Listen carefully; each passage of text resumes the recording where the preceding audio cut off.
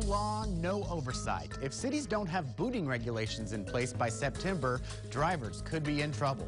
Texas lawmakers have deregulated booting because the state has not been doing much enforcement. They want to instead give cities that authority. We've discovered time is ticking away for local leaders to take action. We know Austin is considering its plan right now, but reaching out to a dozen surrounding cities, our Kylie McGivern found many aren't even aware it will soon be up to them to make sure private booting companies can't charge you whatever they want.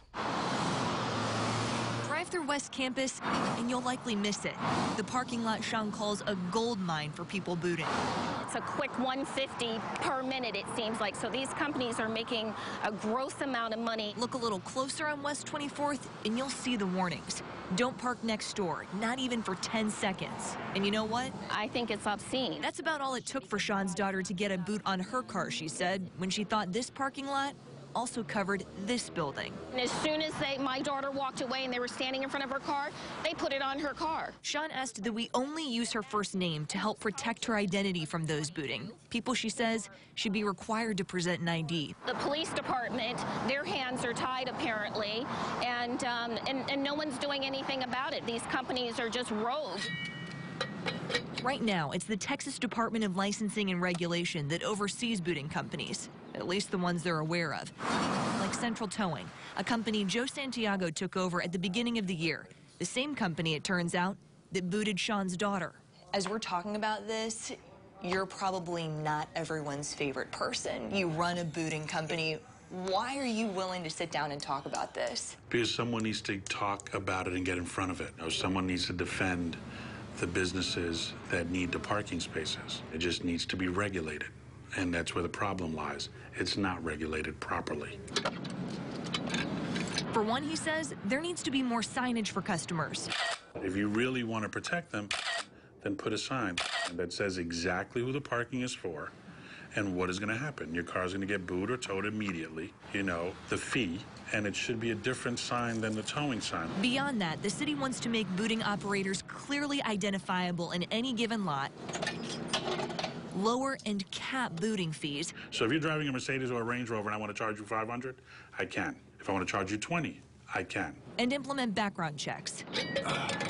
Just like you do with the tow drivers, you want to make sure that when somebody represents or you're dealing with somebody, you don't have to worry about their past history. With that, Commander Eric Meese knows a greater workload will fall to his department. We're just going to reassign some people to try to help get all the background checks done. Though booting complaint numbers filed against the state have been low, we found disciplinary action taken against booting and towing companies is up across Texas, from 225 cases in 2015 to 370 last year. Work Austin will now take on as Sean takes her concerns to city leaders. What they're doing is just so unethical to me. They should wear uniforms. And if they're right there where the car is parking, they should be required to give some kind of notification.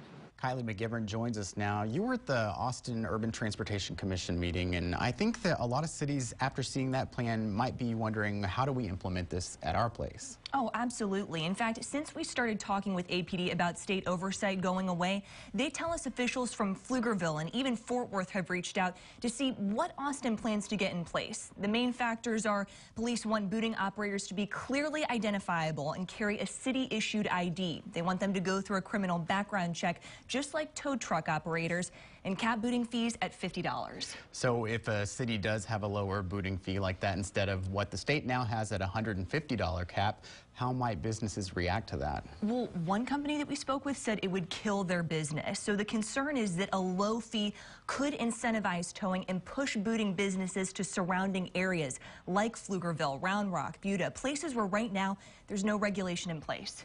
So with Austin's proposed cap, how does that compare to the rest of the states that have their own caps right now? Well, we learned a little bit more about that at the meeting. So right now, APD tells us there are only 3 cities that have their own booting regulations. That's outside of the state oversight.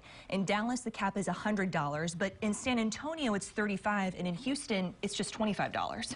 Good to know. Thank you, Kylie.